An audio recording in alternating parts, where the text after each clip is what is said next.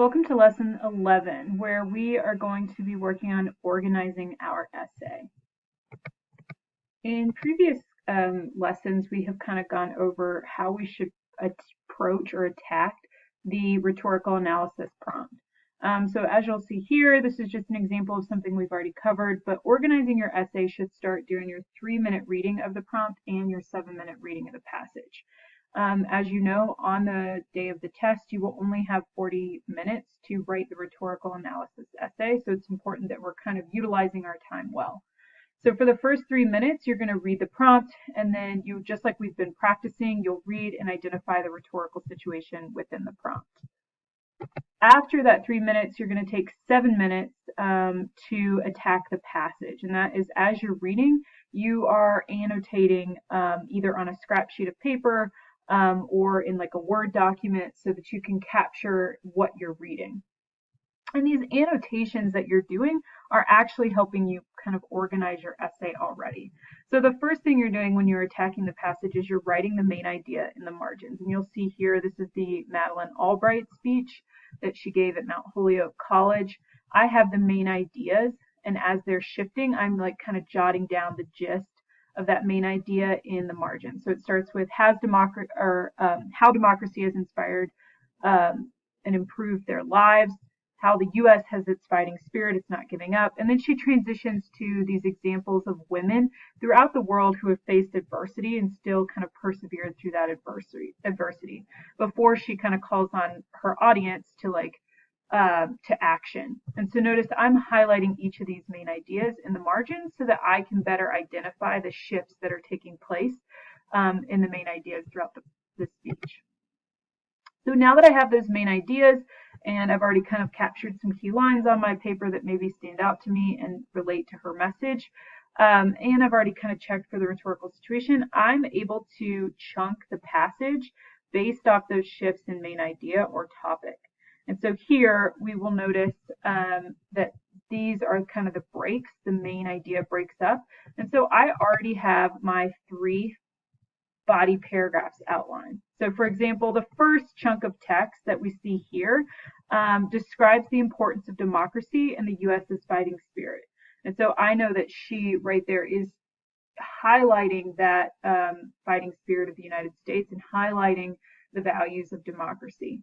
In the second chunk of text, we see her discussing the roles of women and where she provides specific examples of those women throughout the world whom she has met with and how they've persevered through adversity.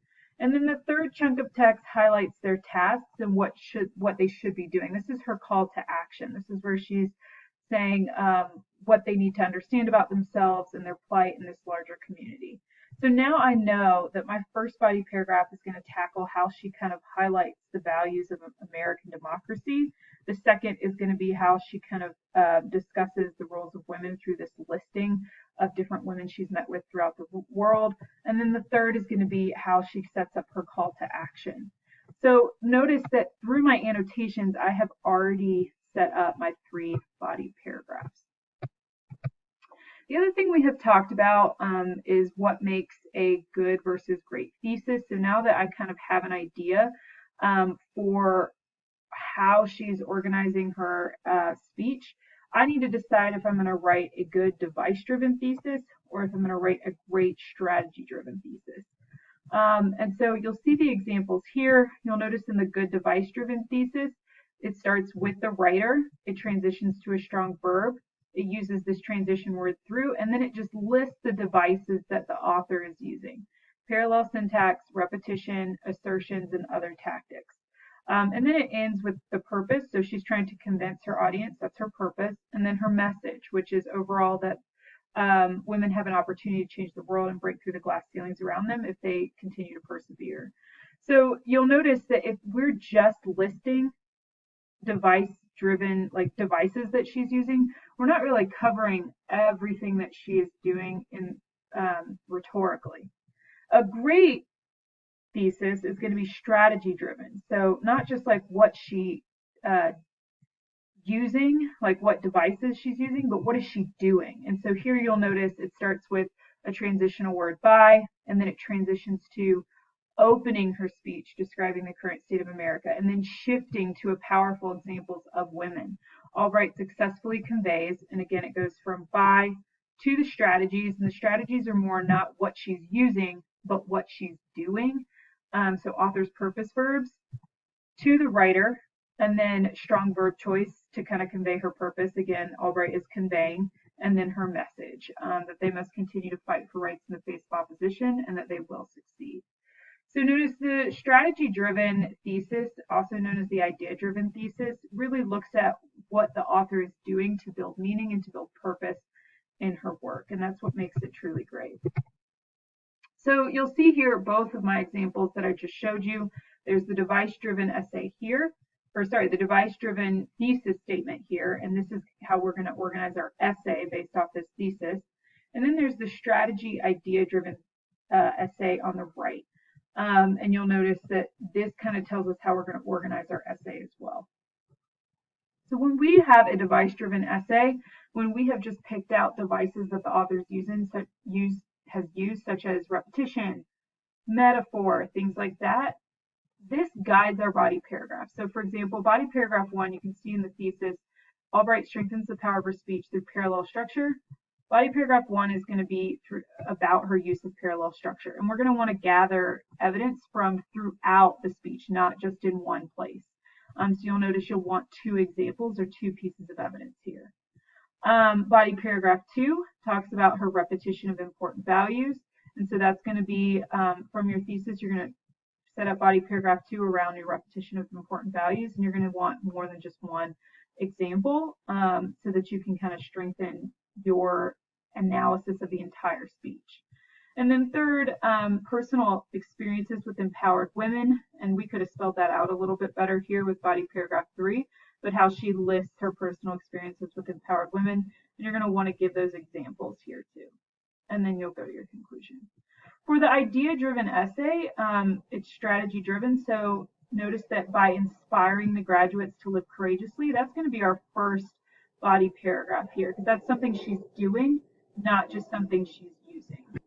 And you'll notice for body paragraph 1, if she is inspiring them to live courageously, now we have to ask ourselves, okay, well, what devices does she use to actually inspire her audience? How does she appeal to her audience and use that inspiration to get her message across? And so 2 of my examples, I've noticed, she's really using some hopeful diction, and she's calling to action in the opening and the closing in order to inspire them. And that call to action helps inspire them. So notice I'm finding 2 examples or 2 pieces of evidence that reveal her hopeful diction or hopeful word choice. And I'm probably going to want to use a piece of evidence from the beginning and from the end that shows her call to action that helps inspire them. So the first part of this idea-driven thesis statement is by inspiring the graduates to live courageously. We've already set up our body paragraph 1, and we know what pieces of evidence we're going to pull. And then she urges them to challenge adversity. So that's our second body paragraph, the idea that she is urging them to challenge adversity. So what devices does she use to urge them to challenge that adversity? And we have, well, she provides a list of examples of powerful women. And so by providing that list, it kind of shows them that, yes, if other women can do this, I can too. And so that would be maybe a device that she's using, that listing, that or those examples as a device as well. And then she also continuously repeats the phrase persevere.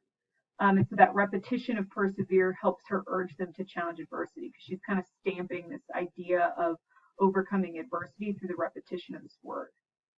So you'll notice the idea-driven thesis, again, is set up with by and then actual author's purpose, like verbs. What is the author doing? Not just using, but doing. And then to communicate what message. And we have that here. Albright motivates young women to break the glass ceiling and achieve equality. And so I encourage all of you to really push yourselves during this practice today to have an idea-driven essay. However, if you already are really comfortable and you really want to improve your device-driven essay, that's fine too. You just often will receive higher scores for an idea-driven essay, and that's because you're including more of the speech and more of the rhetorical situation when you think of what she's doing instead of just what she's using. Because notice we still have devices here, but these devices are better organized in order to communicate her message. So here is what we've accomplished so far in our previous lessons. We have written an introduction, and we talked about the difference between a good introduction and a great introduction. And really the main difference is a good introduction is just going to have a summary of the rhetorical situation and a thesis statement. And a great introduction is maybe going to include an extra sentence or two of context about the topic or situation, maybe some stylistic language, and then it also has the summary of the rhetorical situation and a thesis statement.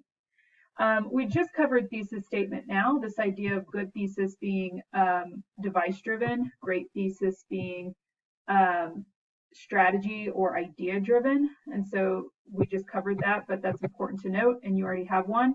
And then we also have written a conclusion paragraph. So a good conclusion summarizes the essay and restates the thesis. It's probably 1 to 2 sentences. And a great conclusion may take extra time to maybe explain the larger significance of the issue, such as women's rights, or provide a compelling image, or connect it back to the introduction and before it restates the thesis. So a great conclusion probably is closer to 3 to 5 sentences. So today you are going to plan your essay, and you will need to go back to your previous lessons to find your thesis statement so that you can kind of set up and organize your essay.